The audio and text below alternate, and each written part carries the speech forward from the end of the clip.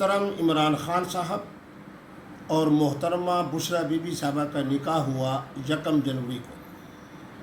عدالت کی طرف سے جو انہیں خلو ملی وہ ملی 17 نومبر کو، یعنی 17 نومبر، پھر ماہ دسمبر، پھر 1 جنوری، یعنی 1 ماہ اور 14 دن کا وقفہ ہے عدالتی فیصلے میں جو خلو کی بنیاد پر ہوا، اور اس نکاح میں جو محترم مفتی سعید خان صاحب نے پڑھایا۔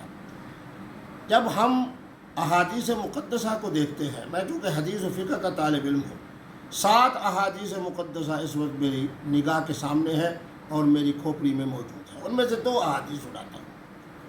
حضور کا فرمان مبارک ہے کہ خلو یافتہ عورت، اس کی عدت کیا ہے؟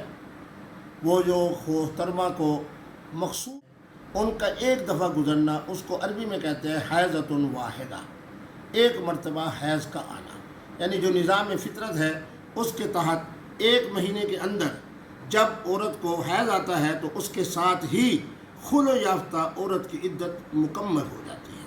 تو معنی یہ ہوا کہ 17 نومبر کے بعد 1 جنوری کے درمیان 1 مہینہ اور 14 دن کے اندر محترمہ کو فطرت کے مطابق جو نظام ہے وہ نظام سے وہ گزری، اور جیسے ہی انہوں نے غسل کیا اس کے ساتھ ہی ان کی عدت مکمل ہو گئی۔ تو معنی یہ ہوا کہ محترم مفتی سعید خان صاحب کا پہلا پڑھایا ہوا نکاح حضور کی فرامین کی روشنی میں شرعاً نافذ بھی ہے، معتبر بھی ہے اور درست بھی ہے۔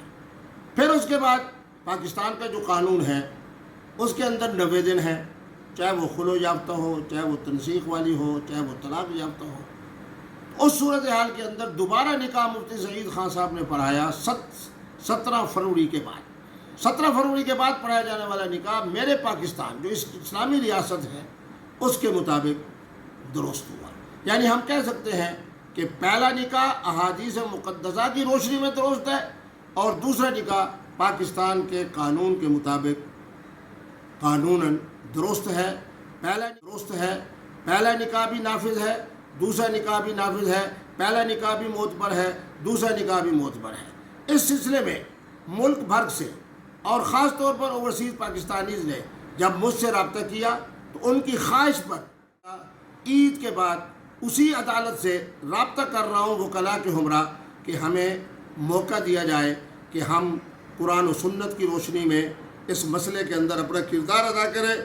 میں یقین کے ساتھ کہتا ہوں کہ جس دن مفتی عبدالقوی نے وہاں جا کے قرآنی آیات کی روشنی میں، احادیث مقدسہ کی روشنی میں جس وقت اور حضرات فقہا کے اقوال کی روشنی میں گفتگو کی، تو یہ قانون اور شریعت کے مطابق جب ہماری گفتگو باحوالہ ہوگی تو انشاءاللہ ہماری گفتگو کے بعد یہ مقدمہ خارج ہو جائے گا، داخل دفتر ہو جائے گا۔ ہم محترم عمران خان صاحب کو کامیابی کے بعد سلام پیش کریں گے کہ جس طرح آپ پاک پتن شریف گئے اور بہت سارے مولوی صاحبان نے کہا کہ خان صاحب نے شرک کیا ہے، مفتی عبدالقوی نے کہا کہ شرک نہیں کیا، بلکہ انہوں نے جا کے قدم بوسی، چوکٹ بوسی کی ہے۔ شریعت کے ان اصولوں کے مطابق خان صاحب سے جب پوچھا جاتا ہے وہ کہتے ہیں ایاک نعبد و ایاک نستعین۔ وہاں بھی مفتی عبدالقوی نے اپنا کردار ادا کیا۔ الحمدللہ آج تک پاکستان تحریک انصاف کے جتنے ساتھی ہیں، جتنی قیادت ہے، مجھے سلام پیش کرتی ہے کہ اس بھنور کے اندر بھی مفتی عبدالقوی آپ نے کردار ادا کیا۔ اب ہم دوبارہ خوشخبری سناتے ہیں پاکستان تحریک انصاف کی قیادت کو اور بالخصوص مجھ سے رابطہ کرنے والے اوورسیز پاکستانیز کو، جس دن ہم نے عدالت کے اندر باحوالہ مستند احادیث مقدسہ کی روشنی میں گفتگو کی، یہ مقدمہ خارج ہو جائے گا، یہ مقدمہ خارج ہو جائے گا، داخل دفتر ہو جائے گا۔ محترم خان صاحب پھر شرعی حوالے سے بھی سرخرو ہوں گے اور پاکستان کے قانون کے حوالے سے بھی سرخرو ہوں گے۔ والسلام والسلام والسلام۔